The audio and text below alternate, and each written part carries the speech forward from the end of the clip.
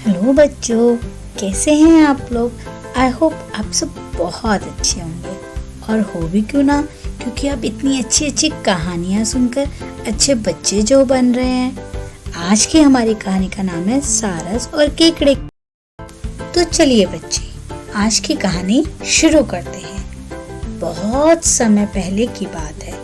एक घने जंगल के बीचों बीच एक बहुत सुंदर सी झील थी। उस झील में बहुत सारी मछलियाँ और केकड़े भी रहते थे। वह सब बहुत खुशी से मिलजुल कर रहते थे। लेकिन हर रोज उस झील के किनारे एक सारस आकर मछलियाँ पकड़कर अपनी पेट पूजा करता था। जब भी वह सारस झील के किनारे पहुँचता तो सारे मछलियों के बीच भागा दौड़ी मच जाती थी। ऐसे ही कई साल बीतते गए। धीरे धीरे सारस बूढ़ा और कमजोर होने लगा। फिर पहले की तरह वह शिकार भी नहीं कर पा रहा था।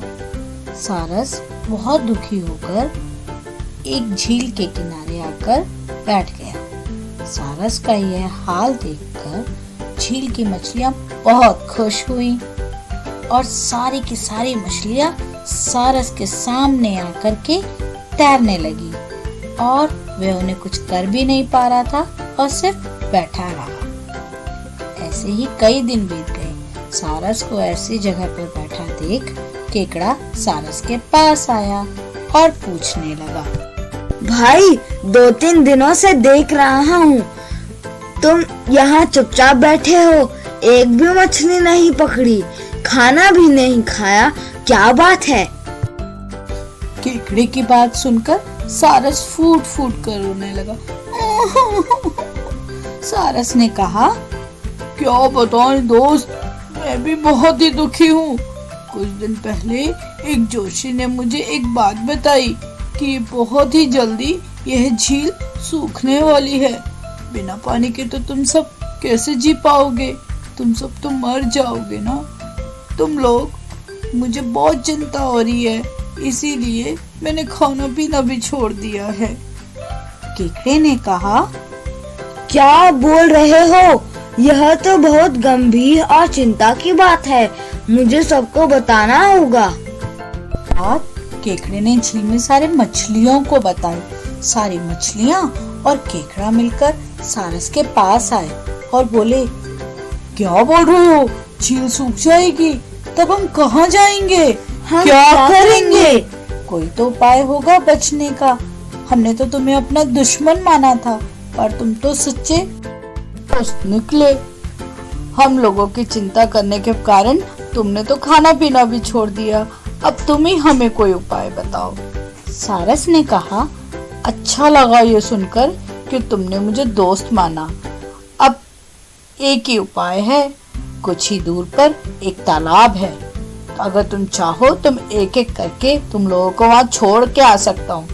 सारी मछलियाँ मान गए और कहा, ठीक है ठीक है। तालाब में पहुँचने के लिए अगले दिन सारस एक मछली अपनी चोंच में लेकर जाना शुरू कर दिया। ऐसे कुछ दिन बाद केकड़े की बारी आई। सारस केकड़े को लेके रवाना हुआ। कुछ दूर जाने के बाद केकड़े ने सारस को पूछा, भाई यह तालाब और कितना दूर है। केकड़े की बात सुनकर सारस जोर जोर से हंसने लगा और कहने लगा, तालाब? कैसा तालाब? यहाँ कोई तालाब नहीं है। मैं तो खाने के लिए तुम सबको यहाँ लेकर आ रहा हूँ। इतने दिनों से मछली खा खा कर बोर हो गया था। आज बहुत मजा आएगा तुमको खाकर। आसपास देखो, तुम्हारे सारे दोस्तों की हड्डियाँ पड़ी हैं। अब तुम्हारी बारी है।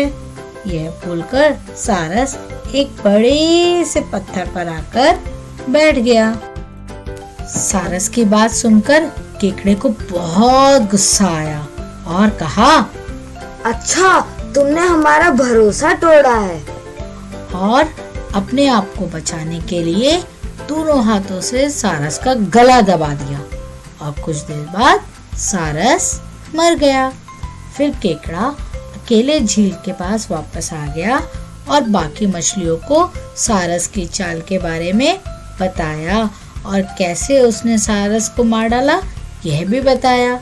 सारी मछलियां बहुत खुश हुई और निश्चिंत होकर रहने लगी। तो बच्चों, इस कहानी से हमें यह सीख मिलती है कि इस कहानी में हमें हर काम सोच समझकर करना चाहिए और किसी की बातों में आना नहीं चाहिए।